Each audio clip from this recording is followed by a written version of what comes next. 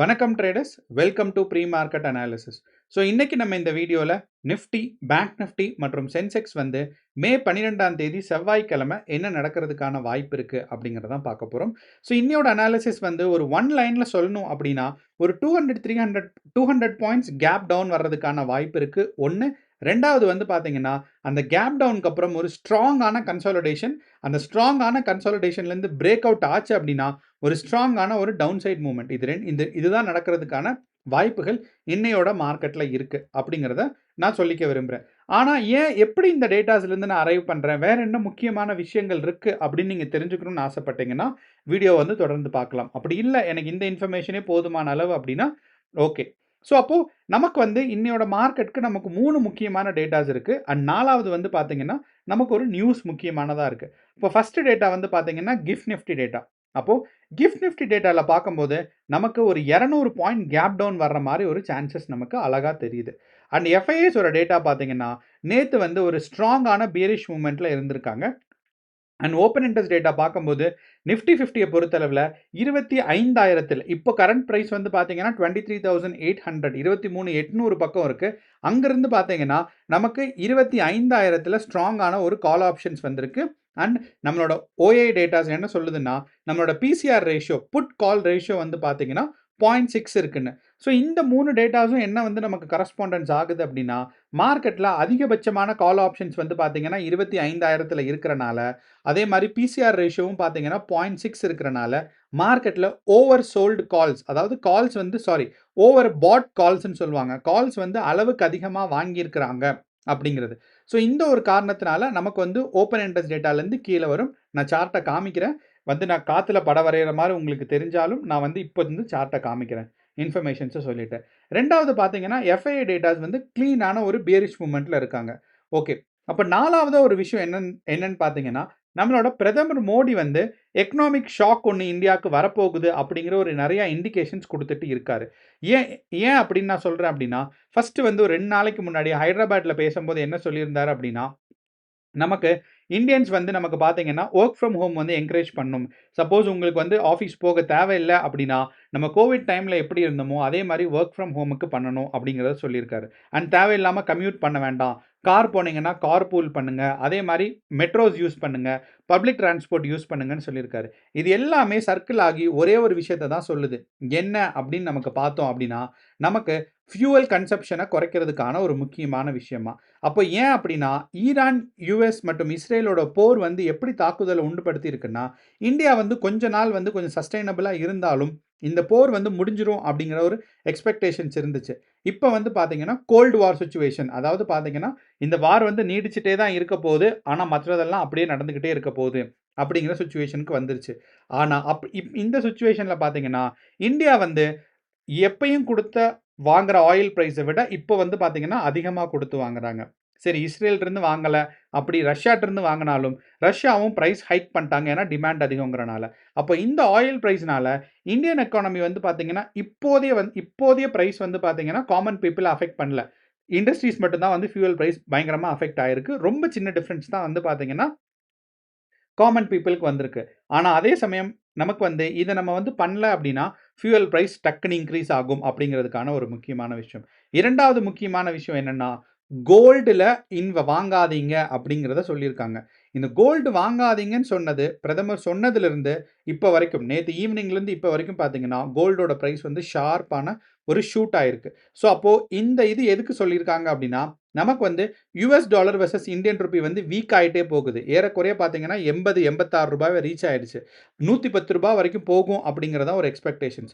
அப்படிங்கிறனால நமக்கு இந்த கோல்டு, ஆயில்லாம் கன்சப்ஷன் குறைச்சோம் அப்படின்னா யூஎஸ் டாலர்ஸோட மதிப்பு வந்து கொஞ்சம் குறையும். அப்படிங்கிறனால இப்போ வந்து பார்த்தீங்கன்னா நம்ம வந்து ஒரு நமக்கு வந்து யூஎஸ் ஒரு ஆயில் வந்து பார்த்தீங்கன்னா பேரல் லிட்டர்ஸில் தான் கொடுக்குறாங்க, அதுவும் யூஎஸ் டாலர்ஸில். அப்போ 110 யூஎஸ் டாலர்ஸ் அப்படின்னா நமக்கு வந்து ஒரு யூஎஸ் டாலர் 80 ரூபான்னு கொடுக்கும்போது நமக்கு கொஞ்சம் பெட்டராக இருக்கும். ஆனால் ஒரு யூஎஸ் டாலர் 90 ரூபான்னு கொடுக்கும்போது நமக்கு 110 யூஎஸ் டாலருக்கே பார்த்தீங்கன்னா 100 ரூபாய் நம்ம எக்ஸ்ட்ரா கொடுக்குற மாதிரி இருக்கும். அப்படி 10 ரூபாய் இருக்குது, அப்போ 110க்கு பார்த்தீங்கன்னா ஒரு 100 ரூபாய் எக்ஸ்ட்ரா கொடுக்குற மாதிரி இருக்கும் ஒரு பேரல் லிட்டர்ஸ்க்கு. அப்படிங்கும்போது நமக்கு ஒரு டன் கணக்காக நமக்கு பேரல்ஸ் வரும்போது அத்தனை லிட்டர்ஸ் வந்து நமக்கு ஆயிரக்கணக்கான லிட்டர்ஸ் வரும்போது, நம்ம ஆயிரக்கணக்கான கோடிகள் வந்து இந்தியன் ரூபா வந்து நமக்கு வெளிய போகுது. அப்போ இந்தியன் ரூபா வெளிய போகுது அப்படின்னா, நமக்கு பார்த்தீங்கன்னா, யுஎஸ் டாலர் வந்து அதோட ஸ்ட்ரென்த் வந்து இன்க்ரீஸ் ஆகும். இதுதான் ஒரு முக்கியமான காரணம் என்ன அப்படின்னா, ஆயில் பிரைஸ வந்து நீங்க வந்து கம்மி பண்ணணும். அதே மாரி கோல்டு பிரைஸையும் கம்மி பண்ணா, நமக்கு US dollar versus Indian Ruby வந்து பார்த்தீங்கன்னா, ஸ்ட்ரென்தன் ஆகும் அப்படிங்கிறது தான் ஒரு முக்கியமான கான்செப்ட். ஸோ இதனால இந்த மாரி நெறையா தடவ ஃபினான்ஷியல் மினிஸ்டர் சொல்லியிருக்காங்க. நமக்கு வந்து பி. சிதம்பரத்துலேருந்து, நிர்மலா சீதாராமன்லேருந்து எல்லாருமே பார்த்தீங்கன்னா, இந்த மாரி ஒரு சிச்சுவேஷன்ஸ் வரம்போது, மன்மோகன் சிங் இருக்கும்போதுமே கோல்ட் ரிசர்வ்ஸ் கம்மி பண்ணுங்க. ஒரு 6 மாசத்துக்கு கம்மி பண்ணுங்க. ஒரு 3 மாசத்துக்கு கம்மி பண்ணுங்க அப்படிங்கிறத சொல்லியிருக்காங்க. இது வந்து யுஎஸ் டாலர் வெர்சஸ் இந்தியன் ரூபிய வந்து ஸ்ட்ரென்தன் படுத்துறனால, உங்களோட கோல்டோட இன்வெஸ்ட்மென்ட் வந்து என்னைக்கும் வீணாகாது அப்படிங்கிறது தான் ஒரு முக்கியமான விஷயம். ஸோ இப்போ நான் கோல்ட பத்தி பேசினனால, நான் கோல்டோட சார்ட்ட மட்டும் இப்போ ஒரு தடவ உங்களுக்கு காமிச்சுட்டு, நம்ம வந்து அனாலிசிஸ்க்குள்ள போலாம். ஏன்னா, இது ரொம்ப ரொம்ப ஒரு முக்கியமான நியூஸா இருந்துச்சு. அதனால இதோட இம்பாக்ட் ஆஃப் மார்க்கெட்ல வந்து எப்படி இருக்குன்னு.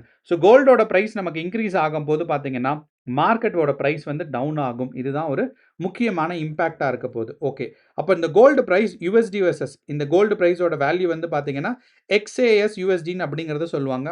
இது வந்து கோல்டோட ஸ்பாட் யுஎஸ்டில நமக்கு பார்க்குறது.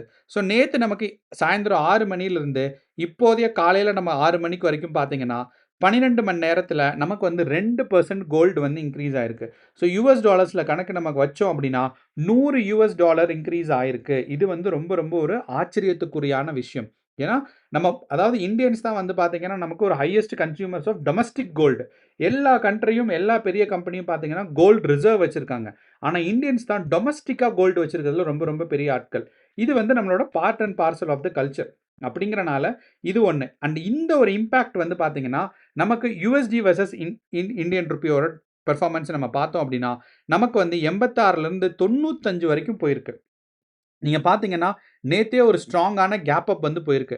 ஸோ இது அப்படியே இன்கிரீஸ் ஆகுதுன்னா, ஒரு $110 வரைக்கும் போகும். ₹110 வந்து ஒரு யுஎஸ் டாலரோட மதிப்பாகும் அப்படிங்கிறது தான் ஒரு ஆச்சரியத்துக்குரிய விஷயம். அண்ட் இது வந்து ஒரு அபாயமான விஷயமும் கூட. நெறையா தடவ ஐடி செக்டர்ஸ்லாம் இதனால லாபம் அடைவாங்கன்னு பார்த்தாலுமே, இதனால லாபம் கொண்டு வரத விட, நம்ம வந்து ஸ்பெண்ட் பண்றது ரொம்ப அதிகமா இருக்கு. இதுதான் ஒரே ஒரு முக்கியமான காரணம். ஏன் வந்து நம்ம ஃபாரின் ரிசர்வ யுஎஸ் டாலர வீக்கன் பண்ணணும். ஃபாரின் ரிசர்வ் வந்து கம்மி பண்ணணும் அப்படிங்கிறதுக்கு முக்கியமான ரீசன் என்ன அப்படின்னா, நமக்கு வந்து இந்த யுஎஸ் டாலர் வந்து ஸ்ட்ரென்தன் ஆயிட்டே இருக்கிறத நம்ம பிரேக் பண்ணால் மட்டும் தான் நம்மனால முடியும் அப்படிங்கிறது ஒரு முக்கியமான விஷயம். அண்ட் இதோட இம்பாக்ட் வந்து பார்த்தீங்கன்னா, மார்க்கெட்ல ஒரு நெகட்டிவ் இம்பாக்ட் தான் இருக்கும்.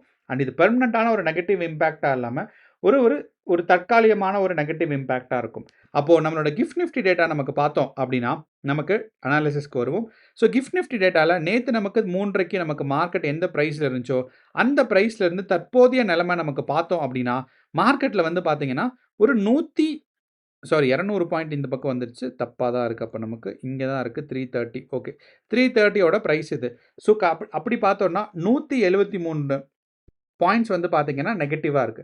அப்ப இதனால நமக்கு ஒரு 150 பாயிண்ட்ஸ் வரைக்கும் பார்த்தீங்கன்னா, நிஃப்டி 50ல ஒரு ஸ்ட்ராங்கான கேப் டவுன் வரலாம் அப்படிங்கிறத நம்ம மறந்துறக்கூடாது. ஸோ நிஃப்டி 50 பார்த்தீங்கன்னா, இப்ப இருக்கிற சிச்சுவேஷன் வந்து 23,800 அப்ப இந்த 23,800லேருந்து ஒரு 150 பாயிண்ட் டவுன் சைட் வந்துச்சு அப்படின்னா, நமக்கு வந்து 23,600 பக்கம் வரும். அப்படி இருக்கிறனால, இங்கிருந்து நமக்கு இன்னைக்கு டவுன் ட்ரெண்ட் எது வரைக்கும் எதிர்பார்க்கலாம் அப்படின்னா, இந்த பிரைஸ்லேருந்து ஓப்பன் ஆகும் 23,400 வரைக்கும் பார்த்தீங்கன்னா, நம்ம வந்து ஒரு டவுன் ட்ரெண்ட் எதிர்பார்க்கலாம். அப்போ 23,400 வரைக்கும் பார்த்தீங்கன்னா, நம்மளோட ஒரு டவுன் ட்ரெண்ட் எதிர்பார்க்கலாம். அப்போ இந்த ரேஞ்ச்க்குள்ள ஒரு கன்சாலிடேஷன் ஃபேஸ் இருக்கிறதுக்கான சான்சஸ் நமக்கு இருக்கு. அப்போ இங்கிருந்து நீங்க எக்ஸ்பெக்ட் பண்ணீங்க, நம்மளோட சிம்பிள் மூவிங் ஆவரேஜ் பேஸ் ஸ்ட்ராட்டஜிய வந்து ஃபாலோ பண்ணீங்க அப்படின்னா, மார்க்கெட் ஒரு டவுன் சைட் கன்சாலிடேஷன் ஸ்டேட்ட பிரேக் அவுட் ஆச்சு அப்படின்னா, நம்ம என்ன எதிர்பார்க்கலாம் அப்படின்னா, மார்க்கெட் வந்து ஒரு டவுன் சைட் புல் வரும். அண்ட் 23,400 வரைக்கும் மார்க்கெட் வந்து ஒரு டவுன் சைட் வர்றதுக்கான வாய்ப்புகள் ரொம்ப ரொம்ப அதிகமா இருக்கு. அண்ட் இன்னைக்கு வந்து பார்த்தீங்கன்னா, நான் சென்செக்ஸ்ல ஓரலா தான் சொல்லப் போறேன். என்ன அப்படின்னா, சென்செக்ஸ் வந்து பார்த்தீங்கன்னா, நிஃப்டி 50ய விட 3 மடங்கு வந்து கேப் டவுன் வரும். அப்படின்னா, நம்ம எதிர்பார்க்கிறது ஒரு 450லேருந்து ஒரு 500 பாயிண்ட் வரைக்கும் சென்செக்ஸ்ல ஒரு டவுன் சைட் புஷ் இருக்கிறதுக்காக. அப்போ சென்செக்ஸ்ல டவுன் சைட் புஷ் இவ்வளோ தூரம் இருந்துச்சுன்னா, நமக்கு வந்து 75,000 தான் பார்த்தீங்கன்னா, சென்செக்ஸ பொறுத்தளவு நமக்கு ஒரு முக்கியமான ஒரு சப்போர்ட் ரேஞ்சா அடுத்து வந்து பில்ட் ஆகும். ஓகே. இது வந்து சென்செக்ஸ்ல. 3வது பார்த்தீங்கன்னா, நம்மளோட பேங்க் நிஃப்டி. இந்த பேங்க் நிஃப்டியும் இன்னைக்கு ஒரு 400 பாயிண்ட் வரைக்கும் கேப் டவுன் வரலாம் அப்படிங்கிறது தான் நம்மளோட எதிர்பார்ப்பு. ஸோ அப்படிங்கிறனால 300, 400 பாயிண்ட் வரைக்கும் நமக்கு வந்து ஒரு கேப் டவுன் வரும். ஸோ இதுதான் வந்து பார்த்தீங்கன்னா, பேங்க் நிஃப்டிலே நம்ம வந்து எதிர்பார்க்குறது. 3லேயுமே நம்ம ஒரு டவுன் சைடு அண்ட் ஸ்ட்ராங்கான ஒரு கேப் டவுன் தான் பார்க்குறோம்.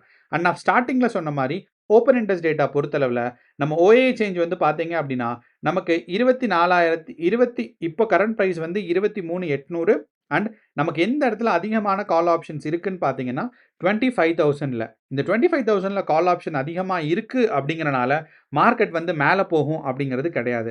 நான் நேத்தே வந்து ஆப்ஷன் செயின் வச்சு நான் சொன்னேன். ஏன் வந்து 25,000ல அதாவது ஃபார் அவுட் ஆஃப் த மனில கால் ஆப்ஷன்ஸ் வாங்குறாங்க அப்படின்னா, நம்ம ஒரு சிம்பிளான ஒரு லாஜிக் பார்ப்போம். நான் வந்து மார்க்கெட் கீழ போகுது அப்படிங்கிறத தான் எக்ஸ்பெக்ட் பண்றேன். ஒருவேளை என்னோட மார்க்கெட் என்னோட அனாலிசிஸோ இல்ல மார்க்கெட்டோ ஒரு ஆப்போசிட் டைரக்ஷன்ல ரிஃப்ளெக்ட் ஆச்சுன்னா, என்னோட கேப்பிட்டல் பார்த்தீங்கன்னா லாஸ் ஆயிரும். அப்ப அந்த கேப்பிட்டல் லாஸ வந்து கண்ட்ரோல் பண்றதுக்கு என்ன பண்ணுவேன்னா, ஒரு சீப்பான ஒரு ஆப்ஷன்ஸ போய் ஆப்போசிட் டைரக்ஷன்ல வாங்குவேன். நான் வந்து புட் ஆப்ஷன் சைடு தான் மார்க்கெட் இன்கிரீஸ் ஆகும்னு நினைக்கிறேன். எனக்கு லாபம் வரும்னு. அப்ப யூசுவலா என்ன பண்ணுவோம்னா, ஒரு 200 பாயிண்ட் 300 பாயிண்ட் தான் போய் வாங்குவோம். ஆனா இந்த இடத்துல பார்த்தீங்கன்னா, 25,000ல போய் வாங்கியிருக்காங்க. ஸோ 25,000ல கால் ஆப்ஷனோட பிரைஸ் வந்து பார்த்தீங்கன்னா, ஒரு லாட்டுக்கே ரூ. 124 தான். ஆனா அட் த மனில பார்த்தீங்கன்னா, ரூ. 600. இது எத்தன பெர்சன்டேஜ்ன்னு என்னால கணக்கு போட முடியாது. குறைஞ்சபட்சம் பார்த்தோம்னா, ஒரு 700, 800% அதிக அதிகமா இருக்கும். அண்ட் நெறைய பேர் யோசிப்பீங்க பெர்சன்டேஜ்னாவே 100 தான்னு. பட் இந்த ஃபினான்ஸ் அண்ட் எக்கனாமிக்ஸ்ல வரும்போது சம்டைம்ஸ் அத தாண்டி கொஞ்சம் மேல போகும். மேக்ஸ தாண்டி கொஞ்சம் அதிகமான பெர்சன்டேஜ்ல போகும். ஸோ அப்படின்னா, இதிலிருந்து எத்தன டைம் நம்ம மல்டிப்ளை பண்ணா இவ்ளோ வேல்யூ கிடைக்குங்கிறத தான் ஒரு பெர்சன்டேஜா சொல்றோம். ஸோ அப்படிங்கிறனால 124 ஒரு லாட்டோட பிரைஸ் 25,000ல இருக்கிற ஒரு ஸ்ட்ரைக் பிரைஸ்க்கு அட் த மனில பார்த்தீங்கன்னா, ரூ. 6,000 ஒரு கால் ஆப்ஷனோட பிரைஸ். புட் ஆப்ஷனோட பிரைஸும் ஏறக்குறைய ரூ. 6,000 தான் இருக்கு. ஸோ அப்படிங்கிறனால இந்த இந்த ஒரு கால் ஆப்ஷன் வந்து அப்ப 25,000ல இருக்கிறது வந்து பார்த்தீங்க அப்படின்னா, நமக்கு வந்து ஒரு ஸ்ட்ராங்கான ஹெட்ஜ்டு பொசிஷன். ஸோ அப்போ மார்க்கெட்ல ஒரு சீப்பான ஒரு அதாவது விலை கம்மியா இருக்கிற ஒரு கால் ஆப்ஷன வாங்கியிருக்காங்க. எதுக்கு அப்படின்னா, ஒரு இன்சூரன்ஸ் மாரி. எனக்கு ரூ. 6,000 வந்து காணா போகக்கூடாது. அப்படின்னா நான் என்ன பண்ணுவேன் அப்படின்னா, ஒரு ரூ. 120க்கு போய் நான் ஒரு இன்சூரன்ஸ் வாங்கிக்கிறேன். அதுதான் வந்து ஹெட்ஜ்டு பொசிஷன்னு சொல்றோம். அப்போ இந்த ஒரு செட்டப் நமக்கு பார்க்கும்போது, மார்க்கெட்டோட டைரக்ஷன் நான் கெஸ் பண்றேன் அப்படின்னா, ஒரு டவுன் சைட் புஷ் போறதுக்கான ஒரு எக்ஸ்பெக்டேஷன்ஸ் தான். ஸோ 23,500 வந்து இன்னைக்கு கிராஸ் ஆயிடும். அப்படிங்கிறனால 23,000 வரைக்கும் இன்னைக்கு மார்க்கெட் வந்து கீழ போறதுக்கான வாய்ப்புகள் ரொம்ப ரொம்ப சிறப்பா இருக்கு. அண்ட் நம்ம ஸ்டார்ட்டிங்ல சொன்ன மாரி எஃப்ஐஐஸோட பொசிஷன். எஃப்ஐஐஸோட பொசிஷன் நேத்தோட பொசிஷன் வந்து பார்த்தீங்கன்னா, ஸ்ட்ராங்கான ஒரு கன்சாலிடேஷன் ஃபேஸ் இருக்கு அப்படிங்கிறதுக்கு சொன்னதுக்கு முக்கியமான காரணம் என்னன்னா, கால் சைடு பொசிஷன் வந்து பார்த்தீங்கன்னா 6,700ம், புட் சைடு வந்து 7,700ம். ஒரு 1,100 தான் குவான்டிட்டிஸோட டிஃபரன்ஸ் இருக்கு. ஆனா, நேத்து நமக்கு பார்த்தோம் அப்படின்னா, மார்க்கெட்ல கிளீனா 48,000 டிஃபரன்ஸ் வந்து பார்த்தீங்கன்னா, பேரிஷ்க்கான மூவ்மெண்ட்ஸ் இருக்கு. கால் ஆப்ஷன் கன்சிடர் பண்றத பொறுத்து. அதாவது இங்க என்ன பண்ணியிருக்காங்கன்னா, கால் ஆப்ஷன்ஸ் வந்து செல் பண்ணியிருக்காங்க.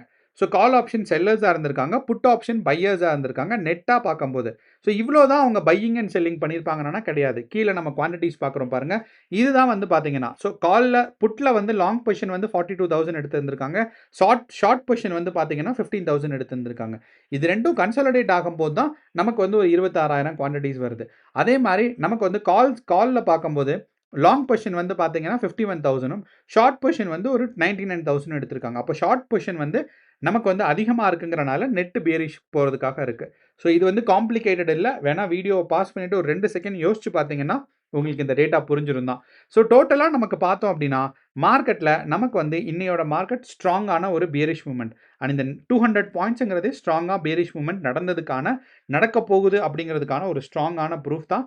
இதுவும் நம்மளோட கிஃப்ட் நிஃப்டி டேட்டாவும் பார்க்கும்போதே, நமக்கு இன்னையோட மார்க்கெட் வந்து ஒரு ஸ்ட்ராங்கான ஒரு டவுன் ஃபாலிங் மார்க்கெட்டா இருக்கிறதுக்கான வாய்ப்புகள் இருக்கு. ஸோ அப்படிங்கிறனால புட் ஆப்ஷன் சைடு தான் மார்க்கெட் போறதுக்கான சான்சஸ் இருக்கு.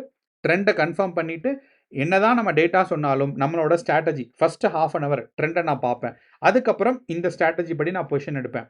அப்படிங்கிறத மட்டும் கரெக்ட்டா எடுத்துக்கோங்க. அதிகபட்சம் 1 பொசிஷன் இல்லன்னா 2 பொசிஷன் எடுங்க. அதுக்கு மேல எடுக்க வேண்டாம். இல்ல 1, 2 எல்லாம் முடியாது அப்படின்னு நினைச்சீங்கன்னா 3 பொசிஷன். தயவு செய்து 3 பொசிஷனுக்கு மேல நீங்க வந்து ஒரு நாளைக்கு வந்து தயவு செய்து பொசிஷன் எடுக்காதீங்க. இது ரொம்ப ரொம்ப ஒரு முக்கியமான ஒரு அறிவிப்பு. அண்ட் இத நீங்க ஃபாலோ பண்ணீங்கன்னாவே உங்களோட லாஸ வந்து ஈஸியா மினிமைஸ் பண்ணிடலாம். ஃபர்ஸ்ட் வந்து ஸ்ட்ராட்டஜிய நம்புங்க. ட்ரெண்ட நம்புங்க. கரெக்ட்டா பாருங்க.